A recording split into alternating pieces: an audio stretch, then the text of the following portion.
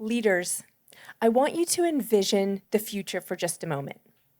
If you had the opportunity to choose the mark you will leave on this world, how expansive would your vision be? Vision is how we start as leaders. When it comes to leadership, success isn't only about vision, it's also about choosing the right quantifiable metrics that allow you to track, monitor, and assess the impact of a leader. I first learned about my metrics when I was about 33 years old. I'd worked a few years in corporate American cubicles and offices with no windows, and I got my executive MBA. And I felt like I was doing pretty well, but my gut told me that I could make a bigger impact if I looked beyond those four walls.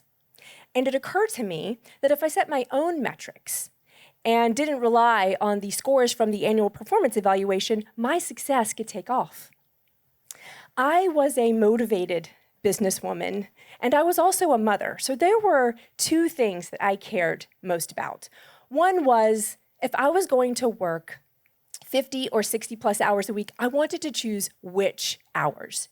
And two, I wanted to have a bigger connection with the impact I was making with my effort. Those metrics led me to make the decision to leave corporate America for entrepreneurship. In 2008, I started a food service management company called Butterbeans. And that was an inspiration from my summers at my grandparents' farm. And when I made this choice, I had to pick new metrics because I was now building a fast-growing food enterprise. And my impact absolutely expanded. My team and I served nearly 5 million healthy meals to school children. And I got to go to music classes with my son and never miss a birthday. Choosing your metrics begins with the self. This process is not a quick fill-in-the-blank template. It's a painstaking expedition of personal introspection. Measuring leadership starts with knowing who you are, understanding your core values, your goals, your strengths. This personal harmony is important because the metrics of self guide our actions, challenge our growth, and ultimately define our legacy. As a new CEO, I had to set goals that were smart and determine company values that had purpose. And you can believe that my leadership growth was challenged. And I see it today whenever I go into businesses and I meet with leaders and they explain to me what they want to sell and what they're developing to sell to their clients. What they're describing is the sum of their leadership choices that they make on a day-to-day basis, whether they're conscious of this or not. And with this, I want to introduce you to the circles of metrics. The graduated levels work together, and the circles help you understand how your success hinges on where you start. The center level powers the outer levels. You can assess your leadership by understanding and considering your self-awareness, your self-management, your ability to manage your relationships with those on your team. When you are choosing metrics of self-improvement, you can use your self-evaluation to determine where to start. What do you need to work on? Is it trustworthiness, intentional communication? What's the quality of your mentorship? If you are the leader of a business and responsible for its success, what metrics will you choose at that self level, the center of the circle? You'll know you've chosen well when you and your team are on the same page. And it's obvious that they feel like their contribution matters. This opens the doors to diverse perspectives in problem solving. That stimulates elevated thinking and discovering better solutions. And when you've done this, you'll know that you have created a culture that is persistent and winning. And that takes us to the next circle, the culture metrics circle.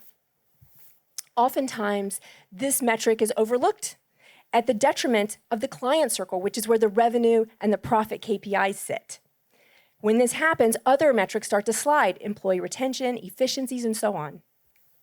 The shortest path to culture is to ingrain your mission, vision, and values within your policies, plus your systems and processes. When you do this, it provokes your employees to live by them too.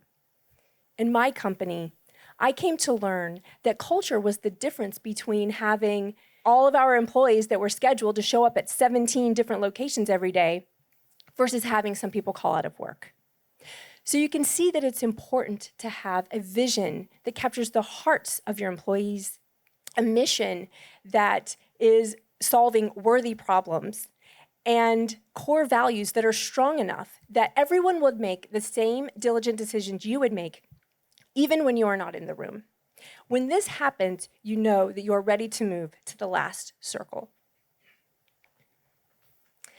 The challenge for leaders is to navigate the inside circles of self and team, to make insightful choices about things that they may not normally pay attention to. Choices that can transform your team from average to outperforming. Choices that can delight your clients beyond their expectations.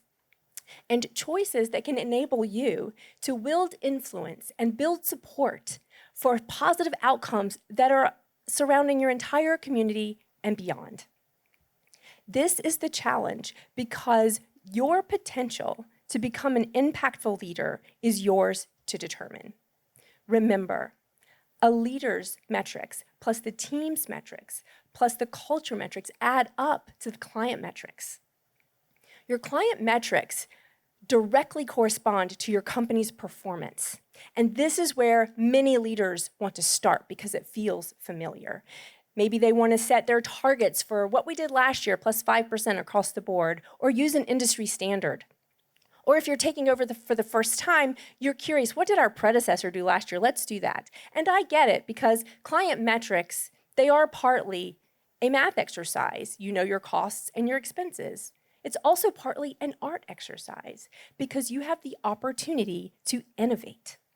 You can rearrange the components of your value proposition, and you can discover new strategies and solve problems your clients didn't even know they had.